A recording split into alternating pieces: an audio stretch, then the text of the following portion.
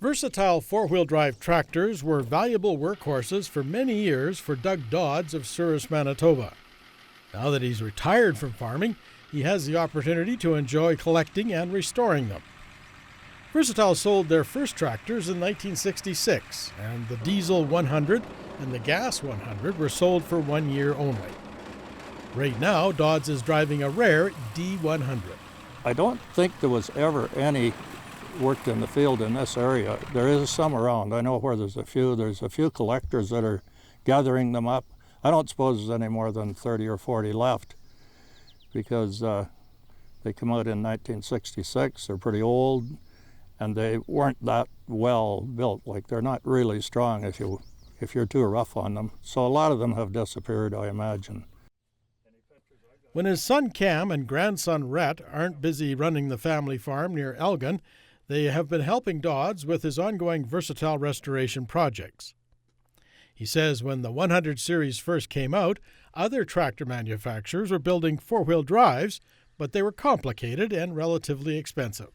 When Versatile brought this out, the price was right, the power was right, and it was easy to fix. It wasn't complicated, and that's why people bought them.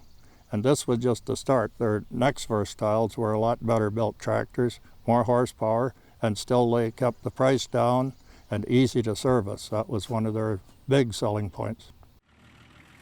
As you might expect, the D100 is rated at 100 horsepower.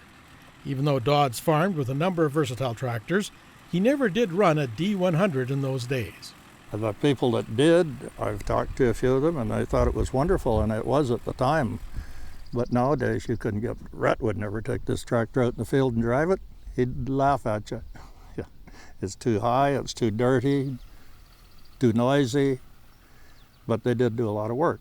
They were a pretty good tractor for the time that they come out and the price of them. I guess the price was under $10,000 for 100 horsepower was a pretty good deal in those days.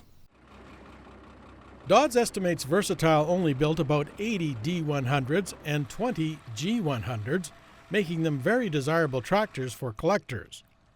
In the early 1980s, this particular tractor played a significant promotional role for the Canadian-based company. When Versatile brought out their 1150 tractors, they took this into Winnipeg to the factory for the opening of the 1150, and that's why it's got such a nice paint job. I've never touched this tractor. It's the way it is now, just the way I bought it in 25 years ago or something like that. The Dodds Versatile collection also includes a 125, which initially became available to farmers in 1967. Its Ford 391 V8 engine was apparently a real gas guzzler, so it wasn't very popular with farmers, many of whom preferred diesel engines by this time anyway. As a result, only about 200 of the 125s were ever sold. It had a cab on it. We took the cab off. It's easier to restore. We didn't do a lot of work to this tractor, brakes, paint, a little touch up here and there, but basically it's really good running tractor. It's got 3,500 hours on it. And they're supposed to have 125 horsepower. This tractor is a 1968 model without a power takeoff. PTO was available as an option, but since it wasn't live, many farmers didn't bother getting it. Dodds says the 125 was a better built, heavier tractor than the 100s. For example, the hubs on this tractor were actually built by Versatile and are a lot bigger and more durable than the hubs used on their previous tractors. In 1967, they bought the hubs from a jobber.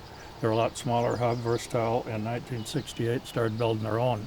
And they still use the same design of hubs today in their tractors. They're very heavy and last forever.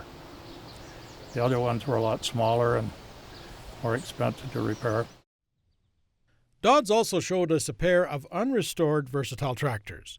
This 118 from the late 1960s is almost identical to the 125, except this unit has a V6 Cummins diesel engine. The other tractor waiting to be restored is a 1970 Versatile 300 with about 120 drawbar horsepower. It came equipped with a transmission which was quite innovative at that time. It's hydromechanical, they call it. You can run it in hydrostatic drive, which is 0 to 8 miles an hour, with a live power takeoff, which was good for power takeoff combines, but they're not sold anymore, so they didn't build a lot of those tractors either. They were very expensive to build. So there are not many of those around the country. Dodds enjoys taking his restored versatile tractors out and driving them in parades and around the region. He says he's likely not interested in selling any of these tractors, but he is willing to listen just in case someone comes up with an offer which he just can't refuse.